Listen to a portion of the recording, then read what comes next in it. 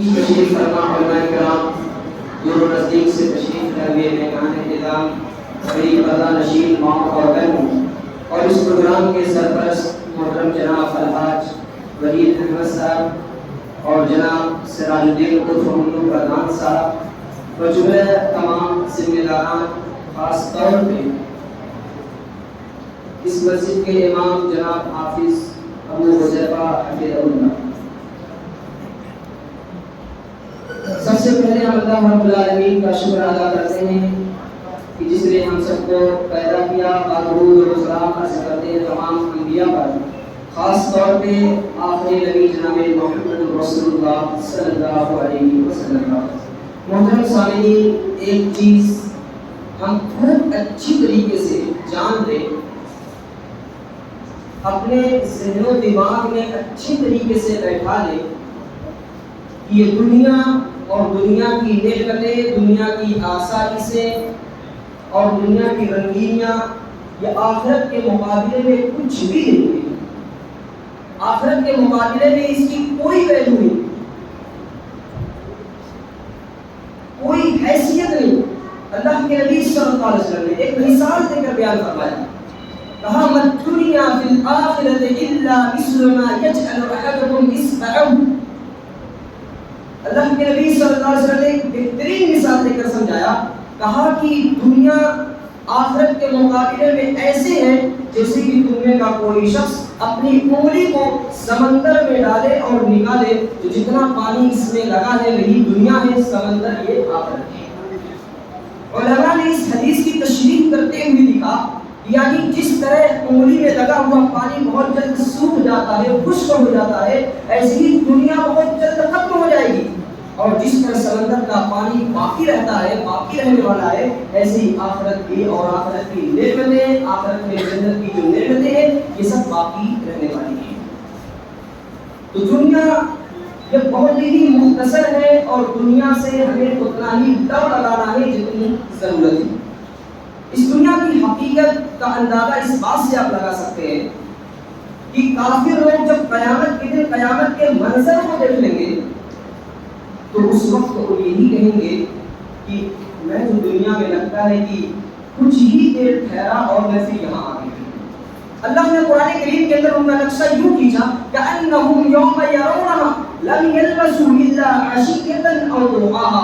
یہ کافر قیامت کے دن جب قیامت کے منظر کو دیکھ لیں گے تو انہیں یوں محسوس ہوگا کہ ہم دنیا میں ایسا لگتا ہے کہ صرف صبح کا کچھ حصہ یا شام کا کچھ حصہ ٹھہرے، انہیں ایسا محسوس ہوگا۔ آپ اندازہ لگائیں، چونکہ قیامت کا ایک دن 50,000 سنہ 50,000 سال کے برابر ہوگا، تو ظاہر سی بات ہے اس دنیا کی 60-70 سالہ زندگی گزارنے والا شخص وہاں جا کر اس کے ہیبت ناک منظر کو دیکھے گا تو بھول جائے گا دنیا کی اس زندگی کو، اور یہ کہنے پہ مجبور ہو جائے گا کہ ہمیں ایسا لگتا ہے کہ ہم دنیا میں صرف چند لمحات ٹھہرے، یہ آخرت ہے۔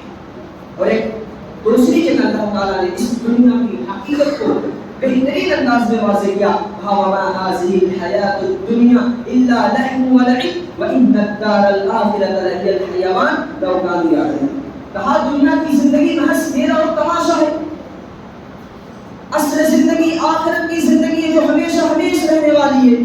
کاش کہ لوگ جان جاتے، جیسے کسی چیز کے بارے میں ہم کہیں یار کاش آپ لوگ سمجھ جاتے، کاش اس کے بارے میں آپ جان جاتے، ایسے اللہ تعالیٰ کہہ رہا ہے کاش کہ لوگ سمجھ جاتے اور جان جاتے کہ دنیا کی یہ زندگی آخرت کے مقابلے میں کس قدر بے حیثیت ہے اور کس قدر بے ویلیو ہے۔ اگر آج ہم اور آپ اسی دنیا کے چکر میں نماز سے دور، روزے سے دور، تلاوت قرآن سے دور، ہمیں نہیں پتا کیا ہم نے سال میں صرف رمضان کا مہینہ آتا ہے، کتنے لوگ صرف رمضان ہی میں قرآن کی تلاوت کرتے ہیں، سال پورا کا پورا گزر جاتا ہے، اور کتنے تو ایسے ہی نہیں رہیں گے انہیں رمضان المبارک میں بھی تلاوت قرآن کی توفیق نہیں ہوگی۔ ہاں اس کی فکر ہے، صبح ہوئی ناشتہ ہوا، پیپر ملے آپ کی رپورٹ کیا ہے، فلاں جگہ کی رپورٹ کیا ہے، غزہ فلسطین کی کیا رپورٹ ہے، فلاں جگہ کی کیا رپورٹ ہے، اس کی فکر ہے۔ لیکن اس کی فکر نہیں کہ لاؤ رب کے قرآن کو کھولوں پڑھوں، رب ذوالجلال کا کیا فرمان ہے، اللہ تعالیٰ کیا بیان فرما رہا ہے، اللہ نے کیا حکم دے رہا ہے، اس کی ہمیں کوئی فکر نہیں۔ اس دنیا کی کوئی حقیقت نہیں، کوئی ویلیو نہیں۔ اللہ اللہ کے نبی صلی اللہ علیہ وسلم نے ایک حدیث کے اندر ایک بہترین مثال دے کر بیان فرمایا. اللہ کے نبی صلی اللہ علیہ وسلم کا گزر ایک مرے ہوئے بکری کے بچے کے پاس. صحابہ کرام سے آپ نے پوچھا ایکم یحب ان ھذا لہ بدرہم، تم میں کا کون ہے جو اس مرے ہوئے بکری کے بچے کو ایک درہم میں خریدے؟ صحابہ کرام نے کہا اللہ کے رسول یہ بچہ مرا ہوا ہے، بکری کا بچہ مرا ہوا، ہم اسے لے کر کیا کریں گے؟ ہمیں اس کی کوئی ضرورت نہیں، ہم نہیں خرید سکتے. نبی کریم صلی اللہ علیہ وسلم نے فرمایا اتحبون انہ لکم، کیا تم یہ پسند کیا تو یہ تمہیں فری میں مل جائے؟ صحابہ کرام نے کہا نہیں، فری میں بھی ہم اسے لینا پسند نہیں کریں. کیوں؟ ایک تو مرا ہوا ہے، دوسرے اس کا کان کٹا ہوا ہے، عیب دار ہے. اللہ کے نبی صلی اللہ علیہ وسلم نے کیا شاندار مثال دی. کہا سنو، جس طرح تمہارے نزدیک اس بکری کی، اس مرے ہوئے جانور کی کوئی ویلو نہیں، ایسے اللہ کے نزدیک دنیا کی کوئی ویلو نہیں. اور ایک دوسری حدیث میں اللہ کے نبی صلی اللہ علیہ وسلم نے فرمایا اگر دنیا کی ویلو آپ اللہ کے نزدیک ایک مچھر کے پر کے برابر بھی ہوتی تو اللہ کافر کو ایک گھونٹ پانی نہیں دیتا ہے، ایک گھونٹ بھی پانی نہیں دیتا. لیکن اللہ کافروں کو بھی پانی دے رہا ہے، مسلمانوں کو بھی دے رہا ہے، اہل ایمان کو بھی دے رہا ہے. یہ آکسیجن کافر بھی دے رہے ہیں، مسلمان بھی دے رہے ہیں. یہ ہوائیں، یہ پانی، یہ دریا، یہ سمندر، یہ پہاڑ، ساری چیزوں سے جس طرح مسلمان فائدہ اٹھاتے ہیں، جس طرح اہل ایمان فائدہ اٹھاتے ہیں، ویسے کافر اور مشرک بھی فائدہ اٹھاتے ہیں. کیوں؟ اس لیے دنیا کی اللہ کے نزدیک کوئی ویلیو نہیں. اس دنیا کی حقیقت کو ہمیں سمجھنے کی ضرورت ہے. ایک پیاری حدیث آپ کے سامنے پیش کر دوں. نبی کریم صلی اللہ علیہ وسلم ایک چارپائی پہ لیٹے ہوئے ہیں. نام رسول اللہ صلی اللہ علیہ وسلم علی حسیر، اللہ کے نبی صلی اللہ علیہ وسلم ایک چارپائی پہ لیٹے ہوئے ہیں. جب آپ بیدار ہوئے آپ کے پہلو میں اس کے نشانات تھے. صحابہ کرام نے جب یہ منظر دیکھا تو کہا یا رسول اللہ، اے اللہ کے رسول لَقَدْ اتَّخَذْنَا لَكَ بِطَاعًا، اے اللہ کے رسول کہ ہم آپ کے لیے نرم گرم بستر کا انتظام نہ کر دیں؟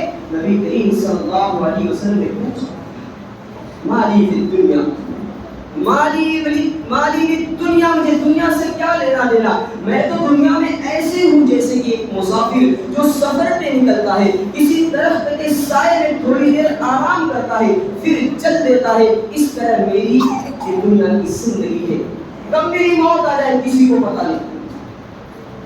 اللہ کے نبی صلی اللہ علیہ وسلم دنیا کو کیا سمجھتے تھے اور ہم اور آپ دنیا کو کیا سمجھتے ہیں؟ میں یہ نہیں کہنا چاہتا کہ آپ سارے تجارت بزنس کو چھوڑ دیں، کسی جنگل میں چلے جائیں، کسی پہاڑ پہ چلے جائیں یا کسی دور دراز علاقے میں چلے جائیں، وہاں صرف اللہ کی عبادت کریں. یہ اسلام کا قاعدہ اور قانون نہیں ہے، یہ تو رہبانیت ہے کہ آپ تجارت سے دور ہو جائیں، بزنس سے دور ہو جائیں، معاش سے دور ہو جائیں اور صرف عبادت کریں. یہ اسلام کا طریقہ نہیں.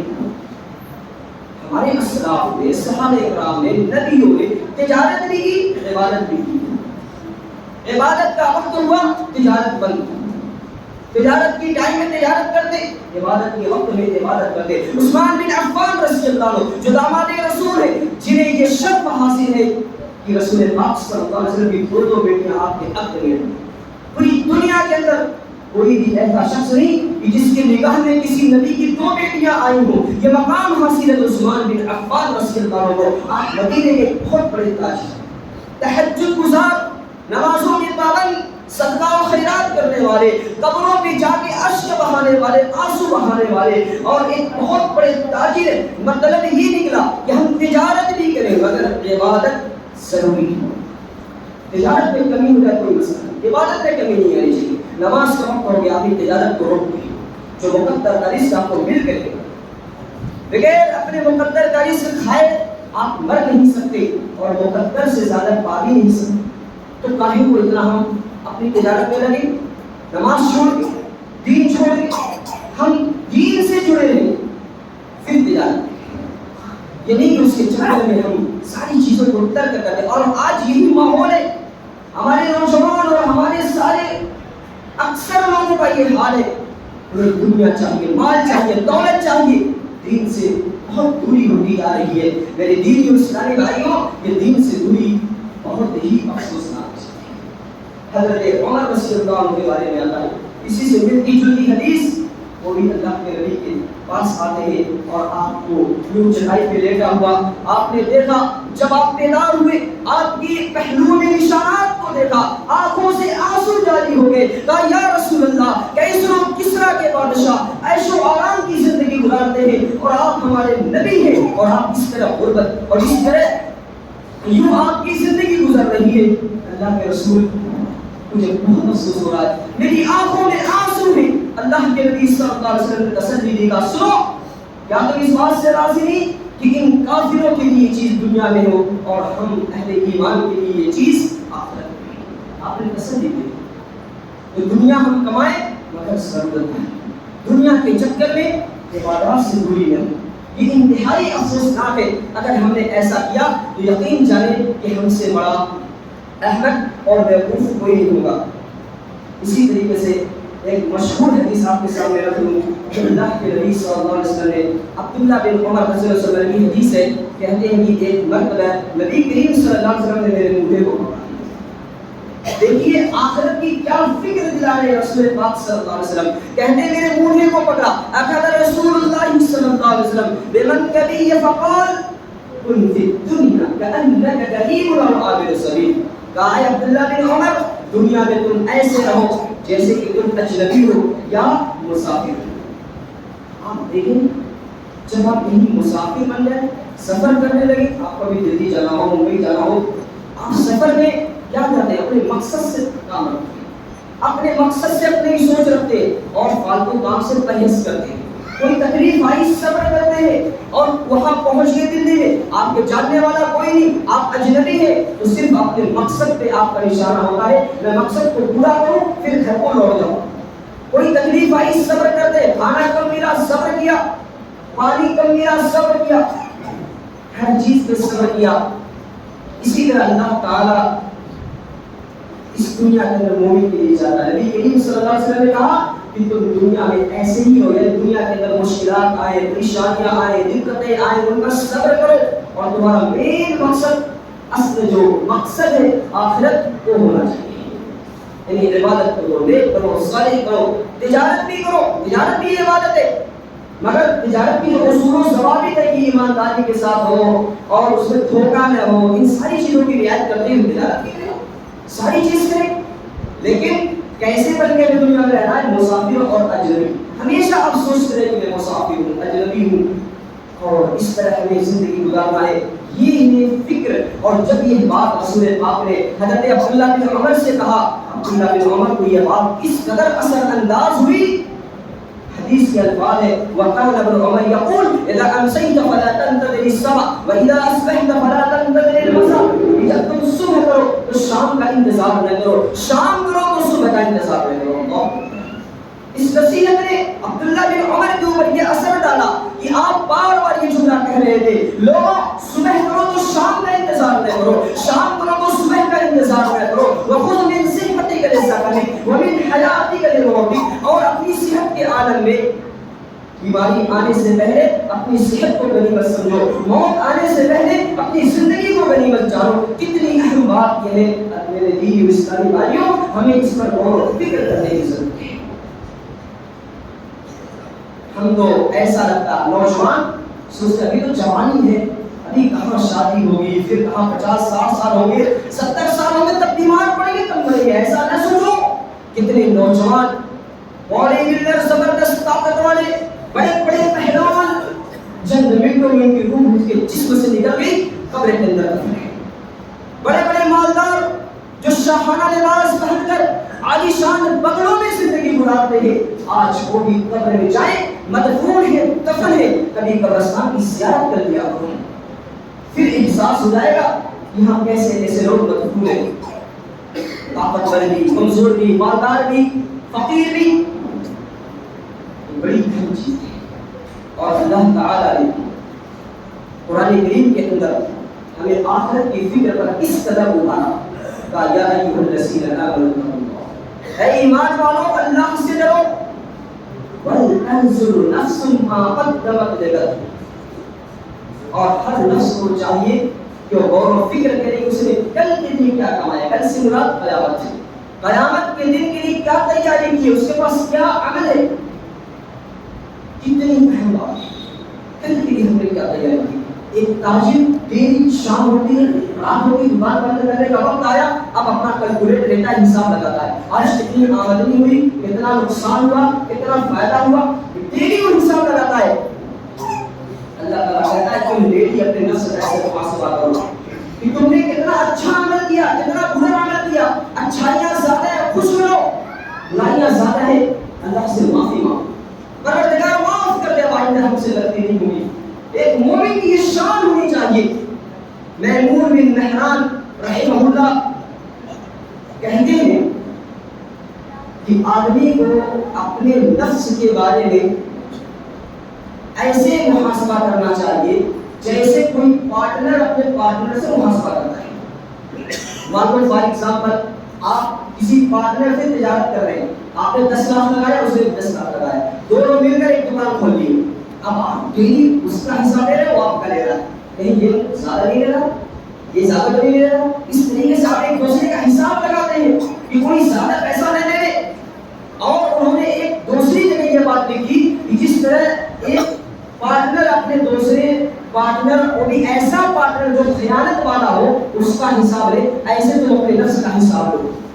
اگر ہمیں پتہ چل جائے کہ ہمارا جو پارٹنر وہ خیانت کرتا ہے، کبھی کبھی پیسہ لے بھی لیتا ہے، چوری کر لیتا ہے، ہم اور ہوشیار ہو جائیں گے، کیمرہ لگا لیں گے، کسی کو سی آئی ڈی بنا کر وہاں چھوڑ دیں گے کہ یہ ہمارے جو پارٹنرشپ کی تجارت ہے، بزنس ہے، اس میں سے ایک پیسہ بھی چوری نہ کر سکے. زبردست طریقے سے ہم نگرانی کرتے ہیں، محاسبہ کرتے ہیں، اور کہتے ہیں ایسے ہی ہم اپنے نفس کا محاسبہ کریں زبردست طریقے سے کہ آج صبح سے لے کے شام تک پورا ایک چیز ہم دیکھیں کہ صبح فجر بعد ہم نے تفریح کے لیے نکلے، راستے میں کوئی غلطی تو نہیں کیا، پھر ناشتہ ہم نے کیا، بعد میں ہم سے کوئی غلطی تو نہیں ہوئی، دوپہر کا پھر کھانا کھایا، نماز پڑھا، پھر کوئی خطا غلطی تو نہیں ہوئی. یعنی شام ہوئی، رات ہوئی، عشاء کی نماز ہم پڑھیں اور بستر پر آئے تو 2-3 منٹ کے لیے صرف یہ سوچ لیا کرے، 2-3 منٹ کے لیے کہ مجھ سے آج کوئی خطا تو نہیں ہوئی، کوئی غلطی تو نہیں ہوئی. اپنے نفس کا محاسبہ کریں. اور میں تو کہتا ہوں کہ 2-3 منٹ کے لیے اپنے آپ کو یوں محسوس کریں. فار ایگزامپل کے طور پہ، حقیقت ایگزامپل کہ چلو مان لو میری سانس نہیں لگی، اب میرا عمل کیسا ہے؟ کیا میں جنت میں جا سکتا ہوں کہ نہیں جا سکتا؟ میرے پاس نیکیاں کتنی ہیں، برائیاں کتنی ہیں؟ آدمی اس کو ڈھانپ لیتا ہے، اندازہ لگ جاتا ہے. اس طرح اندازہ لگا کے اچھے عمل کرنے کی فکر کرے، نیک عمل کرنے کی فکر کرے. اگر اندازہ ہم نے لگایا، ہمیں لگا کہ ہمارے اچھے عمل کم ہیں، برے عمل زیادہ ہیں، تو پھر اللہ سے توبہ کریں، اچھے عمل کی طرف آگے بڑھنے کی کوشش کریں. اور یہ اندازہ لگا کہ نہیں بھائی میں تو نیکی کے کام میں آگے ہوں، آج برائیاں مجھ سے کم ہوئی، تو پھر خوش ہو جائے، اللہ کا شکر ادا کریں، الحمدللہ ہم نیکی کے کام میں آگے ہیں اور مزید نیکی کا کام کرنے کی کوشش کریں. اسی میں ہمارے لیے خیر اور برکت ہے. یہ دنیا چند روز ہے، کب ہم اس دنیا سے رک سکتے ہیں ہمیں اس کا پتہ نہیں. آئیے صحابہ کرام کی زندگی کو دیکھتے ہیں، وہ اس دنیا کو کیا سمجھتے تھے اور ان کے اندر آخرت کی کس قدر فکر ہوا کرتی تھی. خلیفہ دوم حضرت عمر بن الخطاب رضی اللہ عنہ کے بارے میں آتا ہے، جب ان کی موت کا وقت قریب ہوا تو فکر تھی ان کے اندر. لوگوں نے پوچھا کس فکر میں ہو؟ کہا کہ دنیا سے چاہ رہا، پتہ نہیں میرا کیا معاملہ ہوگا. لوگوں نے کہا آپ رسول اللہ کے زمانے میں تھے، اللہ کے نبی آپ سے راضی تھے، جنت کی بشارت دی. ابو بکر صدیق کا زمانہ آیا، وہ بھی آپ سے راضی تھے، آپ کی خلافت آئی، آپ کی خلافت سے لوگ راضی ہیں. حضرت عمر رضی اللہ عنہ کہتے ہیں اللہ کیا میرا کیا معاملہ ہوگا مجھے پتہ نہیں. اور روایتوں کے اندر آتا ہے کہ اللہ تعالیٰ پتہ نہیں کس بات پر میری گرفت کر لے. پھر اس کے بعد انہوں نے جو جملہ کا بہت ہی اہم، لو ان لي ذراع الارض ذهبا لافتديت به من عذاب الله عز وجل قبل ان اراه. کہتے ہیں کہ اگر میرے پاس زمین بھر کے سونا ہو، زمین بھر کے بھی سونا ہو، تو میں اسے اللہ کے عذاب سے بچنے کے لیے دینا پڑے تو میں دے دوں گا. یہ آخرت کی فکر ہے، اس بات کی فکر ہے کہ آخرت میں کیا ہوگا. ہم اور آپ اپنا جائزہ لیں، سر سے لے کے پاؤں تک گناہوں میں ڈوبے ہوئے ہیں مگر اس کی فکر نہیں. تقریر سنا، خطبہ سنا، وعظ و نصیحت سنا، تھوڑا سا یہ آیا کہ ہم اپنے اندر تبدیل پیدا کریں گے، پھر وہی حال. انتہائی افسوسناک چیز ہے. حضرت ابو درداء رضی اللہ عنہ ان کی موت کا وقت قریب ہوا تو انہوں نے لوگوں سے کہا اے لوگ اس دن کے لیے تیاری کرو. اس کے بعد رونا شروع کر دیے. ان کی بیوی نے کہا اے ابو درداء آپ صحابی رسول ہیں کیوں رو رہی ہیں؟ رونے کا سبب کیا ہے؟ کہا اے میری پیاری بیوی مجھے نہیں پتا اللہ تعالیٰ میری کس بات پر میری گرفت کرے، مجھے اس کا علم نہیں. صحابی رسول ہیں، صحابیوں کے بارے میں اللہ تعالیٰ نے رضی اللہ عنہ ورضوا عنہ کا لقب دیا. کہا کہ یہ صحابہ وہ ہیں جن سے اللہ راضی ہے اور یہ لوگ اللہ سے راضی ہیں. اتنا اونچا مقام، پھر بھی رو رہی ہیں یہ کہہ رہے ہیں کہ پتہ نہیں کس بات پر اللہ میری گرفت کر رہے، مجھے اس کا علم نہیں. حضرت ابو ہریرہ رضی اللہ عنہ جن سے سب سے زیادہ حدیث مروی ہے، ان کی موت کا وقت جب قریب ہوا تو ان کی آنکھوں سے بھی آنسو جاری ہو گئے اور کہا لوگوں یہ نہ سوچو کہ میں اس لیے رو رہا ہوں کہ دنیا سے جا رہا ہوں، بلکہ میرے رونے کا سبب یہ ہے کہ میں ایک ایسے لمبے سفر پہ جا رہا ہوں جہاں کے لیے میرے پاس توشہ بہت کم ہے، یعنی اعمال بہت کم ہے. ابو ہریرہ رضی اللہ عنہ جو راتوں دن رسول پاک کی صحبت میں رہا کرتے تھے، اصحاب صفہ کی چبوترے پر بیٹھ کر علم دین سیکھا کرتے تھے، حدیثوں کو یاد کر کے لوگوں تک پہنچایا کرتے تھے، اس صحابی رسول کا حال یہ ہے، آنکھوں سے اشک جاری ہے، آنکھوں سے آنسو جاری ہے. یہ کہتے ہیں مجھے نہیں پتا آخرت میں میرا رب کس بات پر میری گرفت کر لے، مجھے اس کا علم نہیں. میرے پیارے دین اسلامی بھائی، ہم کو بھی فکر کرنا چاہیے، ہم کو بھی سوچنا چاہیے کہیں ہمارا معاملہ خراب تو نہیں. ہم ہر چیز کے بارے میں غور و فکر کریں کہ ہمارا معاملہ ہمارے والدین کے ساتھ کیسا ہے، ہمارا معاملہ ہمارے رشتہ داروں کے ساتھ کیسا ہے، ہمارا معاملہ ہمارے پڑوس کے ساتھ کیسا ہے، ہمارا معاملہ اپنے استادوں اپنے شاگردوں کے ساتھ کیسا ہے، ہمارا معاملہ دینی بھائیوں کے ساتھ کیسا ہے. یہ ساری چیزوں پر ہم غور و فکر کریں. اگر معاملات اچھے ہیں اللہ کا شکر ادا کریں، اگر کچھ خرابیاں ہیں تو اس کو صحیح کرنے کی کوشش کریں. اسی لیے ہمارے لیے کامیابی اور کامرانی ہے.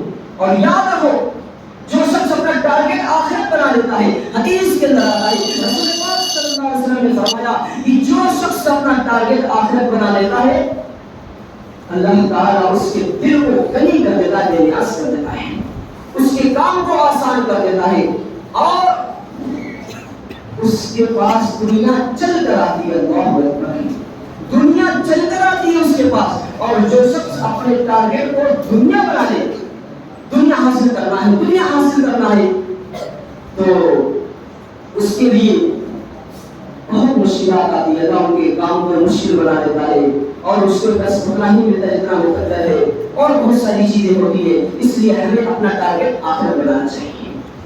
تجارت کریں مگر عبادت بھی کریں، تجارت کریں مگر دین سے غافل بھی نہ رہیں، تجارت کریں بزنس کریں مگر صحیح طریقے سے کریں، حلال طریقے سے مال کمانے کی کوشش کریں. ایسا نہ ہو کہ پیسہ آئے چاہے جہاں سے بھی آئے. یہ سوچ بالکل غلط سوچ ہے، بلکہ یہ سوچ ہونی چاہیے پیسہ ہمارا جو آئے وہ حلال طریقے سے آئے، حلال پیسہ ہمارے جسم میں جائے گا، حلال پیسہ ہمارے بچوں کی پرورش میں جائے گا تو اس کے فائدے ہمیں حاصل ہوں گے. اور اگر حرام طریقے سے ہم مال کو کما کر اپنے اوپر خرچ کریں گے، اپنے بچوں پہ خرچ کریں گے تو اس کا ہمیں کوئی بینیفٹ اور کوئی فائدہ نہیں ملے گا. اس لیے میرے دین اسلامی بھائیوں، ان ساری چیزوں کو ہم سب کے سامنے رکھ کر اپنی زندگی گزارنے کی کوشش کریں. اسی میں ہمارے لیے خیر اور بھلائی ہے کہ دنیا بہت ہی مختصر ہے، کب ہماری روح ہمارے جسم سے پرواز کر جائے اس کا کسی کو علم نہیں. اسی لیے ہم ان ساری چیزوں کو اپنے سامنے رکھیں اور آخرت کی فکر کرتے ہوئے زیادہ سے زیادہ نیک عمل کرنے کی کوشش کریں. اسی لیے ہمارے لیے کامیابی، کیونکہ شیخ نظر آ چکے ہیں اور اصل خطاب شیخ کا ہی ہے. اس لیے میں انہی چند باتوں کے ساتھ اپنی بات ختم کرتے ہوئے اللہ رب العالمین سے یہ دعا کرتا ہوں کہ رب العزت ہم سب کو آخرت کی فکر کرتے ہوئے زیادہ سے زیادہ نیک عمل کرنے کی توفیق عطا فرما. اے رب العالمین ہمیں دنیا حسب ضرورت کمانے اور آخرت کی فکر زیادہ سے زیادہ کرنے کی ہمیں توفیق عطا فرما. اللہ ہمیں جب تک زندہ رکھ دین اور ایمان پہ جب ہمارا خاتمہ ہو خاتمہ بالخیر ہو. اللہ ہمیں جب تک اللہ ہمیں جو بیمار ہو شفا عطا فرما, جو پریشان حال ہوگی پریشانی کو دور فرما دے. ہمارے بہت سارے بھائی ہیں اصول جن کی صلاحوں میں کہتے ہیں پروردگار ان کی جلد سے جلد رہائی عطا فرما, ان کے گھر والوں کو صبر کی توفیق عطا فرما. ملک کے مختلف علاقوں میں مسلمان پریشانی کا شکار ہے, مصیبتوں کا شکار ہے, الجھنوں کا شکار ہے. پروردگار ان کی غیب سے مدد فرما. رب العالمین ہم مسلمانوں کو اس ملک ہندوستان میں وعزت شہری کی مسجد سے زندگی گزارنے کی توفیق عطا فرما. اللہ جو لوگ بھی دور دراز سے آئے ہوئے ہیں, چاہے ہمارے سفیان بھائی ہوں, خالد بھائی ہوں, یا ہمارے جمیل بھائی ہوں, اکرم بھائی ہوں, جو بھی احباب دوروں نزدیک سے تشریف لائے ہوئے, اللہ ہر ایک کی حاضری کو قبول فرما لے. رب العزت جو احباب یہاں تیرے دین کے علم کو سیکھنے کے لیے آئے ہوئے, اللہ تعالیٰ انہیں اجر عظیم کو عطا فرما. ہم تمام لوگوں کو مل کر بھائی بھائی بن کر زندگی گزارنے کی توفیق عطا فرما. آمین. وما علینا الا البلاغ. جزاکم اللہ خیر. السلام علیکم.